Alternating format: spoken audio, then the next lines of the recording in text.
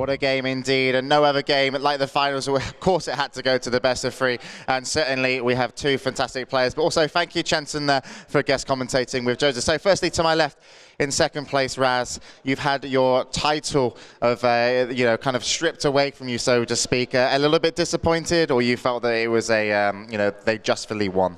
Well, of course, there's always disappointment, but against such a great team, you can't really do much about it. Well, we can. We kept close games, but their cover and angles were just so far superior. And I'm sorry, all the Dignitas fans, everyone who's followed you through the seasons will want to know, are you going to come back next season? Are you going to come back stronger? And are you going to want that rematch? Yes, definitely. Going to rob it. All right, so vasquez with a K.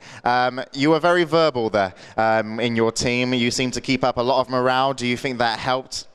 That's obviously my main role. As a team leader, I've got to keep the guys up, pumped and stuff, focus on them. And what's the feeling like within the team now? I mean, you've just won, you've taken the title, it's your first finals, and you've beat Dignitas. Last season they said they didn't have much of a challenge. This season they obviously had a big challenge. How does it feel?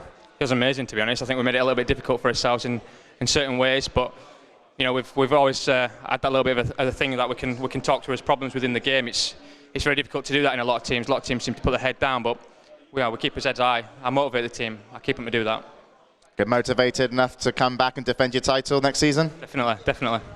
Well, we'll see you next season, and congratulations once again to TCM and Vasquez, who obviously kept his team's morale high, and they did the business. So then, we are going to actually go back into a bit of Call of Duty 4, because we're not quite yet on the CSS Grand Finals, because the fourth match playoff is still going on. Yes, Reason Gaming versus Button Bashers are 1-1 in map. So I'm going to hand it back over to Joe and Jensen for another round of Call of Duty 4.